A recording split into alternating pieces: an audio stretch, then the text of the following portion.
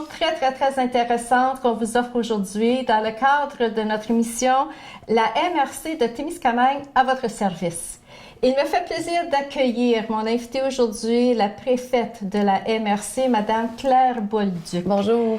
Bonjour, Madame Bolduc, et bienvenue, re-bienvenue à Témiscamingue. Merci beaucoup. Parce qu'on vous avait rencontré l'automne passé lors des élections dans le contexte de la campagne électorale. Donc, vous avez été très chanceuse. Félicitations. On n'a pas eu le plaisir de vous revoir depuis. Merci. Mais vous avez déjà commencé vos réunions, le Conseil des maires. Donc, tout est en branle. Vous avez des projets sur la table. Donc, merci d'avoir pris le temps aujourd'hui puis de nous faire une mise à jour où vous en êtes rendu. Alors, vous êtes quand même au début de votre mandat et nous savons lors d'un article qui est apparu dans le Reflet. OK, il y a toujours des articles très, très, très intéressants à lire. Et lors de la réunion du 24 janvier, il y a eu des propositions pour faire des demandes parce que Monsieur le maire, Yves Ouellette, vient de rencontrer une fois par mois aussi, le lendemain de la réunion du conseil municipal, donc dans le cadre des affaires municipales de Témiscamingue.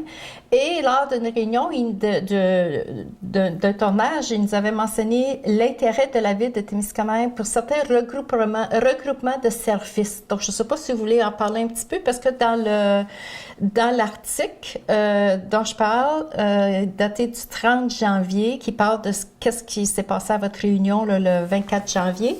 Donc, il y a quand même 3 projets qui ont été acceptés, puis vous allez faire une demande. Donc, est-ce que vous pouvez peut-être juste élaborer un peu les 3 projets qui sont sur la table? Oui, en fait, ce sont des services qui sont requis par les municipalités et pour lesquels chaque municipalité n'a pas l'opportunité d'embaucher une ressource spécialisée. On parle de l'embauche d'un ingénieur, oui.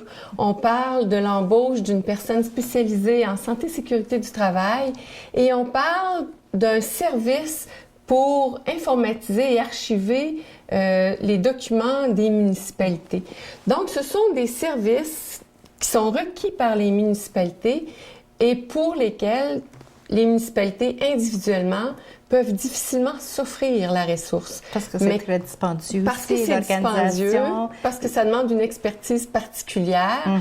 Et dans le contexte, on a accès, comme MRC, on a accès à des aides pour faciliter d'avoir accès à ces ressources-là pour peu qu'il y ait plus d'une municipalité, qu'il y ait plusieurs municipalités au sein de la MRC qui demandent ce service. Alors, on a fait justement la demande pour 3 services, ingénieur en génie civil, une personne spécialisée en santé et sécurité du travail et pour des services d'archivage informatisé. Et ça regroupe dans un cas 11 municipalités, dans l'autre 10 et dans l'autre 5. Ce qu'on voit, c'est que les municipalités, elles ont besoin de travailler ensemble. Elles ont besoin de marcher de concert dans certains dossiers ou face à certains enjeux. Et le rôle de la MRC, c'est de s'assurer que le travail est facilité. Dans le cas présent, c'est ce qu'on a fait. Le conseil de la MRC a été interpellé. Chaque municipalité s'est fait poser la question, avez-vous besoin? Seriez-vous intéressé? Voulez-vous vous joindre à nous? Et le conseil de la MRC a acheminé les 3 demandes pour que ces ressources-là soient disponibles dans les municipalités. Est-ce que c'est garanti, Madame la préfète, que les 3 demandes, les 3 projets qui sont sur la table, est-ce que c'est automatiquement là, est-ce qu'ils vont être automatiquement acceptés, ces demandes-là? Oui. Oui, automatiquement. Oui, okay. Ce sont des demandes qui, toutes les conditions sont remplies pour que la demande chemine. Et la question a été d'ailleurs posée au conseil de la MRC, est-ce qu'on a des bonnes chances? Et oui, à partir du moment où on sait que les municipalités ont certains besoins regroupés, on sait que les municipalités ne peuvent pas toutes s'offrir ce service-là. À partir du moment où on le demande, c'est accessible. Donc, ça veut dire que c'est garanti que les trois projets vont être acceptés. Ensuite, 11 municipalités qui étaient intéressées à l'embauche d'une ressource en ingénierie civile que vous parliez tantôt. Ensuite, il y a 10 municipalités qui ont montré intérêt pour embaucher une ressource en santé et sécurité au travail et seulement 5 municipalités ont accepté, ont montré intérêt à la mise en commun des copies informatiques. Là. Oui. Donc, ça veut dire que automatiquement, là, ils embarquent les 11 municipalités, les 10 et les 5. Ça veut aussi dire... Est-ce qu'il y a une autre étape? Ça veut aussi dire que si d'autres municipalités veulent se joindre, elles peuvent par la suite. Okay. Nous, c'était pour déposer la demande, démontrer le besoin, démontrer la nécessité. Okay. Et on a un engagement des municipalités qui se sont déjà manifestées. Okay. Parfait. On avance dans le temps, on va un peu plus loin, les besoins changent. D'autres municipalités qui ne se sont pas déjà manifestées auront l'opportunité de le faire plus tard. Parfait. OK. Et donc, on peut aller vers d'autres types de services aussi. Pour le moment, on allait vers ces services-là qui avaient été bien identifiés. Parfait. Juste pour finir, qu'est-ce qui s'est passé à votre réunion là, du mercredi le 24 janvier? Donc, c'est le début de l'année aussi, le début des nouveaux mandats pour les nouveaux maires, mairesses, etc. Donc, c'est sûr que vous avez des comités où des représentants doivent siéger les maires pour représenter la MRC de Témiscamingue. Est-ce que tous les comités ont été comblés? La quasi-totalité des comités ont été comblés. Je pense qu'il faut on va revenir 2 mois et demi en arrière. Okay. Au moment où on arrive en fonction, après les élections du mois de novembre, cette année, la MRC connaît un renouveau important. Au niveau de la préfecture, moi, je suis nouvelle, mais il y a également la moitié des élus municipaux, des maires, qui ont une transition, alors qui arrivent nouvellement dans leurs fonctions. On a regardé la liste des comités et on a convenu ensemble qu'on allait reporter. Normalement, on le fait en novembre. En commençant. Alors, on a décidé de reporter pour que chaque maire ait le loisir de regarder quels sont ces comités-là, ce que font les comités, l'importance qu'ils ont, et que les gens constatent aussi leur propre intérêt dans les comités. Donc, il y a 38 représentations, 27 comités, et on a pris le temps d'étudier la situation avant de venir à la réunion du mois de janvier où on nomme les représentants sur les comités. Donc, les maires ont eu la chance de réfléchir, de regarder la liste, puis de voir, je serais intéressée à participer à ce comité-là, etc. Et voilà. Donc là, la composition du comité administratif de la MRC, est-ce qu'il est formé? Oui, le comité administratif de la MRC, c'est le comité chargé de faire le suivi très serré de toute question administrative, les assurances, les dépenses, ça, c'est comme un peu programmes. Le comité exécutif qu'on appelle d'un organisme? Oui, c'est ça. Oui. Okay. Et le comité administratif a été comblé. D'ailleurs, le maire de Témiscamingue, M. Ouellette, il siège. On est très heureux de l'avoir avec nous. Puis probablement, il va nous l'annoncer parce qu'on le rencontre cette semaine, le mercredi matin, parce qu'il m'a déjà envoyé la liste des comités dont il va siéger. Donc, ça, c'est pas mal intéressant. Puis surtout, 27 comités, il y en a beaucoup. Puis il y a beaucoup de juste comités. 20 maires, donc c'est possible qu'un maire siège sur 2 ou 3 comités aussi. Oui, donc, c'est l'intérêt aussi de la personne. Et il y a plusieurs comités où il y a plus d'un maire qui siège. Donc, oui, les élus du Témiscamingue, maires et préfets, sont très occupés.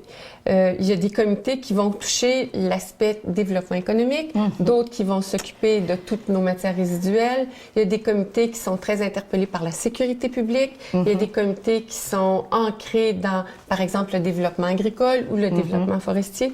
Donc, souvent, il y a plus d'un maire qui siège à ces comités-là. Donc, c'est semblable quand un conseiller arrive, comme on a 3 nouveaux conseillers, nous autres, au conseil municipal de Témiscamingue. Donc, encore là, c'est de savoir quel département, donc le conseiller qui va être responsable de l'urbanisme, etc. Donc, c'est un peu semblable, mais là, c'est encore à un autre niveau. Exact. Donc, j'imagine que vous, Madame la préfète, vous aussi, vous participez à un autre niveau. Donc, il y a un regroupement des préfets de l'Abitibi-Témiscamingue. Donc, il y a une conférence des préfets, oui. Alors, la conférence des préfets, ça s'appelle. C'est ça. Donc, parlez-nous un peu. Alors, est-ce qu'il y a des projets sur la table? Qu'est-ce qui se passe au niveau? Dans les niveaux, comme vous parlez, je trouve ça intéressant de l'amener comme ça. On est préfet et on regarde la cohésion sur l'ensemble du territoire. Chez nous, c'est le territoire de la MRC. Et on travaille avec les maires. Quand on arrive au niveau de la région Abitibi-Témiscamingue, il y a 5 MRC et les préfets s'assoient tous autour de la même table pour regarder s'il y a des enjeux qui nous concernent tous. Et effectivement, il y a 3 enjeux majeurs qui concernent l'ensemble de l'Abitibi-Témiscamingue, pour lesquels nous, les préfets de chacune des MRC, on a choisi de mettre nos énergies, mettre de l'emphase sur ces projets-là. Est-ce que vous pouvez partager ces 3 enjeux? Okay. Certainement. Le premier, c'est la connectivité.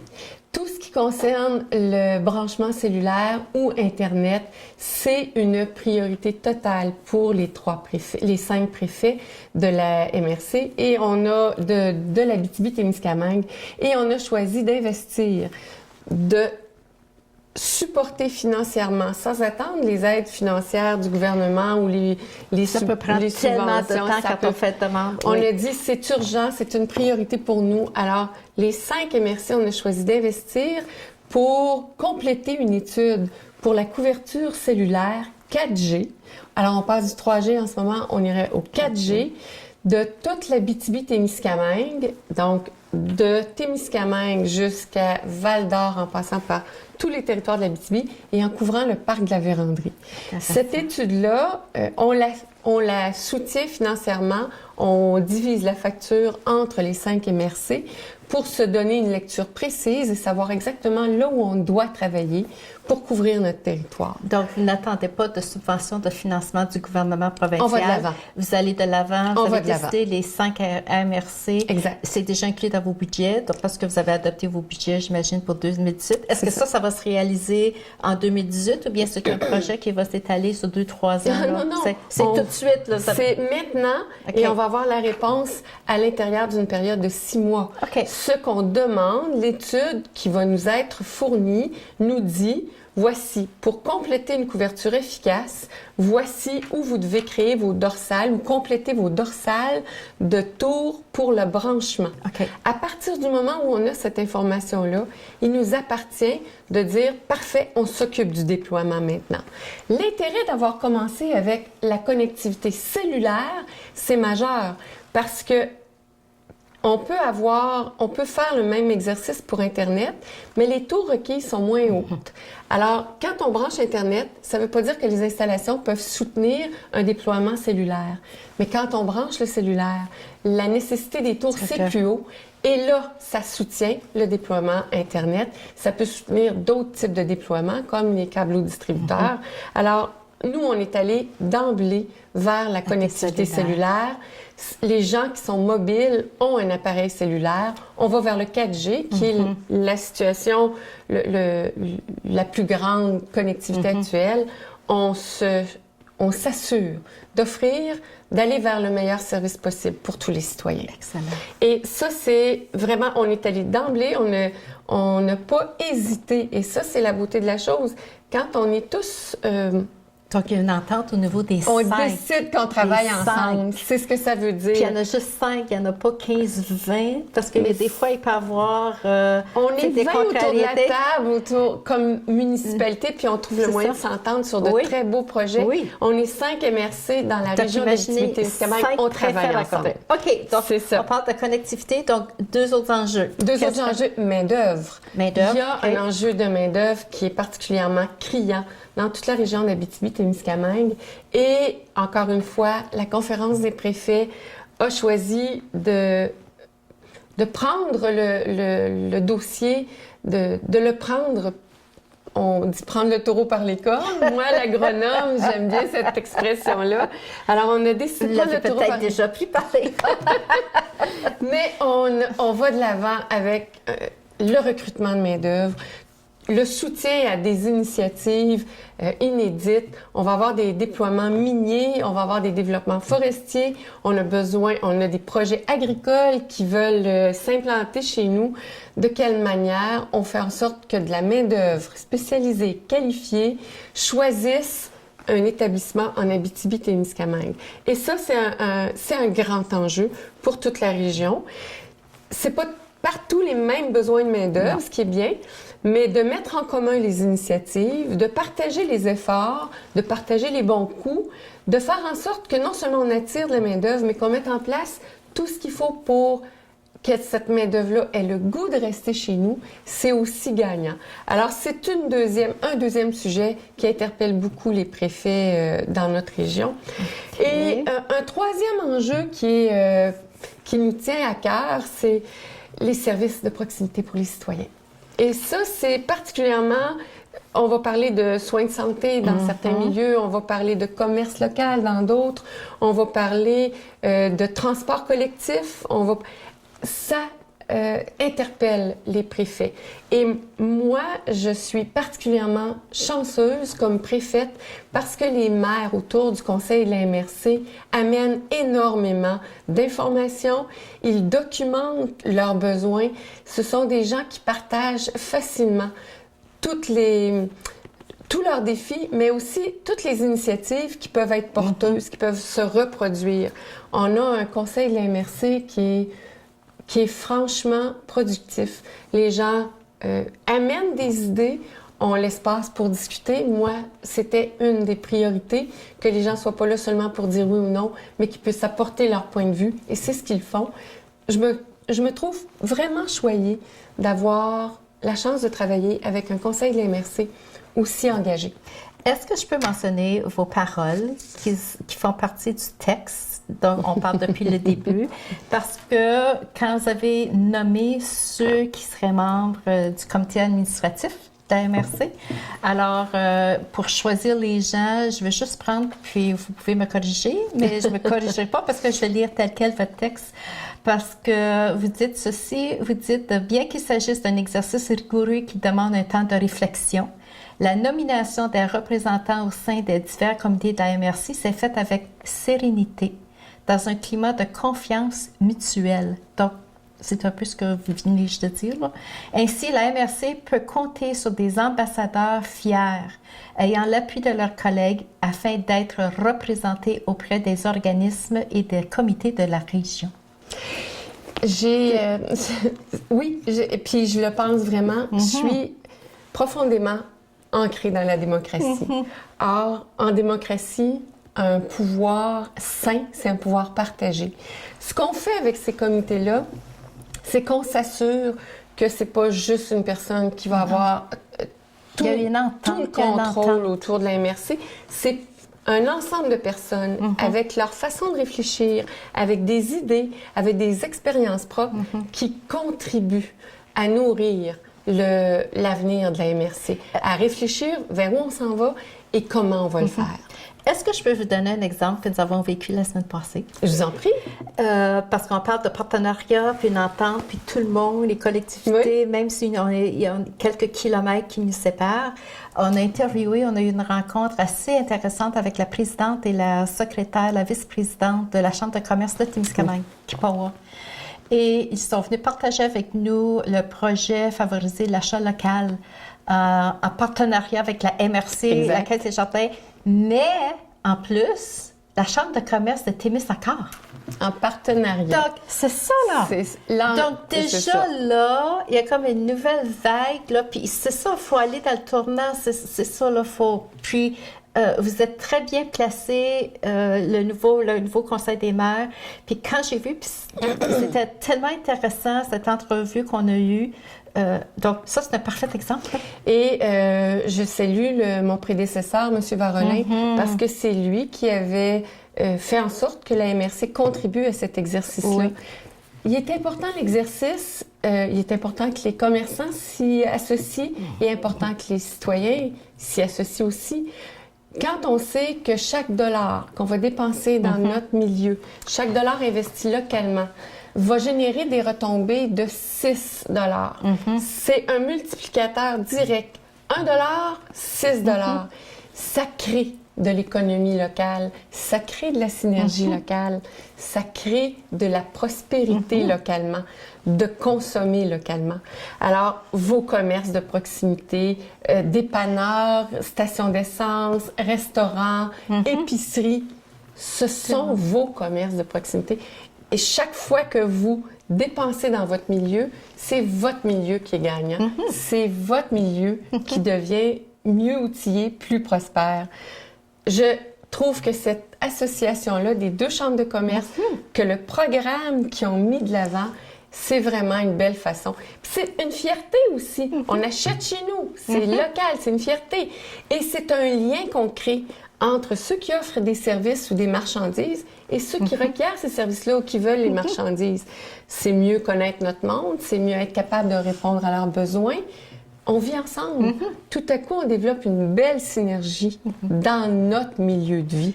C'est intéressant. Donc, c'est pour ça que je voulais absolument partager cet exemple-là avec vous, parce que vous parliez, le troisième enjeu, là, la conférence des préfets, les services de proximité. Donc, tout de suite, commerce. Chambre de commerce, c'est déjà là. Puis c'est vrai, le préfet Arnaud Varolin avait déjà mis en branle, c'était déjà commencé. Donc, vous arrivez, puis vous continuez ce que monsieur Varolin... On maintient la pression, on maintient le tempo. On continue. Le signal qui est envoyé d'emblée, c'est d'abord, la MRC, c'est un préfet, mais 20 maires, 20 personnes qui animent la vitalité, la démocratie de la MRC. Deuxième des choses, ce sont des comités qui réfléchissent, c'est des expertises dont on a besoin. Troisième des choses, en campagne, les gens nous ont parlé. À moi, comme candidate, mais aussi aux autres maires qui étaient aussi des candidats qui défendaient leur poste.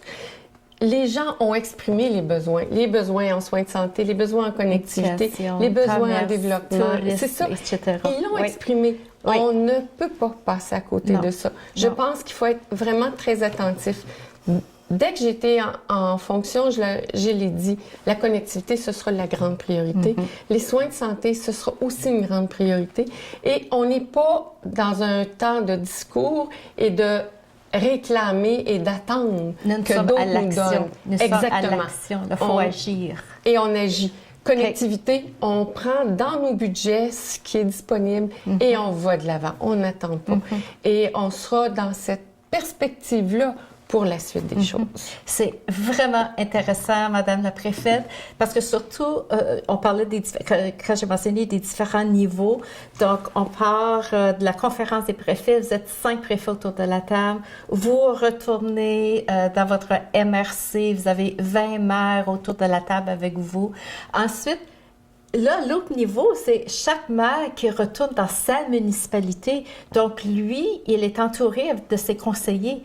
Donc, il y a un suivi là, d'un niveau à l'autre, puis ça va se rendre à la collectivité. Savez-vous quoi? Moi, je fais le suivi. Je pars du maire avec ses conseillers, puis de l'ancrage qu'ils ont avec leurs membres, puis de l'écoute qu'ils ont, qui nous amène ça à la MRC. Nous, on part de la MRC, puis on amène ça à la conférence des préfets. Puis la conférence des préfets, on s'adresse à l'État. Ça monte. C'est tellement une belle hiérarchie, si vous voulez. Là. Donc, les citoyens, c'est le maire qu'on va voir. Donc, les gens qui viennent aux réunions du conseil. Exact. Le maire, lui, il arrive au niveau du conseil des maires dans ma municipalité. Donc, Madame la préfète, vous écoutez, OK, là, vous en allez. Donc, c'est pas mal intéressant, ce niveau-là, d'un à l'autre. Tout le monde s'écoute, puis, oh, wow! Tu sais, intéressant. Merci, je vais dire, en décembre, quand j'ai accueilli le préfet ou la préfète a toujours un mot au début de la rencontre du conseil de la MRC. Et quand j'ai accueilli les gens en décembre, je leur ai dit de quoi on a besoin pour bien faire notre travail. On a besoin des citoyens engagés. Parce que quand on laisse à d'autres le soin de prendre des décisions qui nous concernent, peut-être que la décision, ça ne fera pas notre affaire. Alors, on a besoin des citoyens. Et là, j'ai dit aux maires, vous savez, les citoyens qui nous bousculent dans nos idées, dans nos conforts, les citoyens qui remettent en question ce qu'on dit, ce qu'on décide, ce qu'on discute. Et là, j'ai fait une parenthèse, j'ai dit, vous savez, vos chialeux, aimez-les. Et c'est tellement ça. Il nous pousse à réfléchir. C'est ça qui nous fait avancer. C'est ça. Il nous pousse à arrêter, réfléchir, puis attends, il y a quelque chose là. C'est ça. Et ça a été un peu repris en boutade parce que je disais, on a besoin de citoyens engagés, on a besoin de citoyens qui questionnent. Oui. Vous n'êtes pas obligés d'être critiqueux puis de chialer tout le temps, mais on est à l'écoute. Les maires sont à l'écoute. La préfète est à l'écoute. Vous avez des choses à dire, vous avez le droit de le dire, et moi, j'ai un grand devoir et un grand désir de vous écouter. On sait que c'est pas nécessairement facile de se déplacer pour venir, pour assister au conseil de la MRC. On réfléchit en ce moment à rendre ces conseils de la MRC-là accessible à nos si citoyens. les gens ne peuvent pas se rendre à la réunion publique de la MRC, il y a quand même, dans notre municipalité, on a toujours la réunion du conseil municipal. C'est une réunion publique, puis je le dis à chaque fois, puis on l'annonce, M. Hébert dit la même chose, vous êtes les bienvenus, il y a des demandes verbales au début, à la fin de la réunion. C'est votre municipalité, donc si vous voulez que le conseil travaille pour vous, il faut leur parler aussi. Puis jamais venez juste de dire, parce que j'étais pour l'ajouter, il faut être à l'écoute de. C'est réciproque, ça aussi. Là. La communication se fait dans les deux sens aussi. Là. Vous écoutez, Madame la préfète, vous écoutez vos maires qui arrivent. Les maires vous écoutent aussi. Donc, il y a toujours un échange. Puis c'est la seule façon qu'on peut avancer aussi. Là. Et c'est souvent une façon qui va être plus difficile parce qu'être attentif aux besoins des gens, ça peut... Bon, la décision, c'était très facile. On s'en va en droite ligne à cette direction-là. En écoutant les gens, la ligne est peut-être pas si droite. Et parfois, ça semble plus difficile. De fait, c'est beaucoup plus simple d'être à l'écoute et d'être attentif quand on prend une décision, d'être attentif aux impacts que cette décision-là aura sur les gens. Et c'est sain d'être capable de, même si on a rendu une décision en toute bonne foi, puis qu'on est face à, que quelqu'un nous avise d'un impact auquel personne n'avait pensé, mais que cette personne-là, elle, y est confrontée, c'est qu'on soit informé de ça, qu'on soit attentif à ça.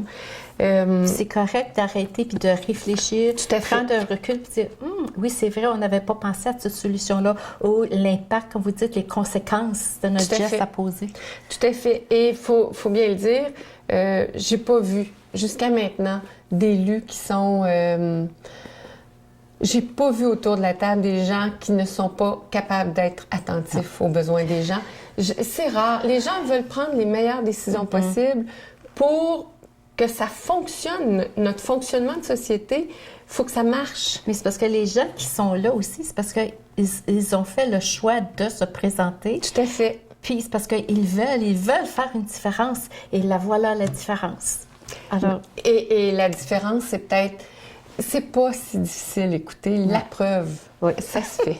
La preuve. Puis surtout à la télé, nous avons des téléspectateurs qui nous écoutent.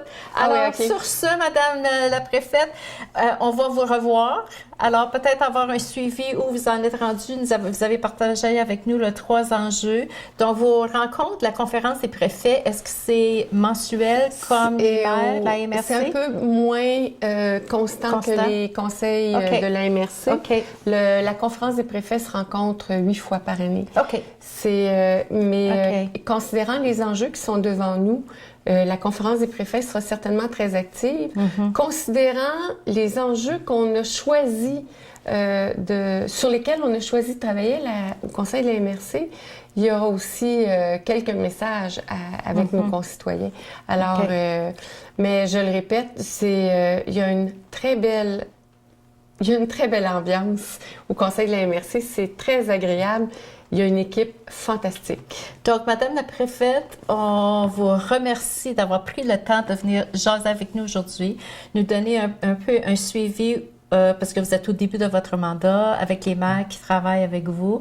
Alors, j'imagine que notre émission qui s'appelle la MRC de Témiscamingue à votre service, ça veut dire que vous allez revenir nous voir.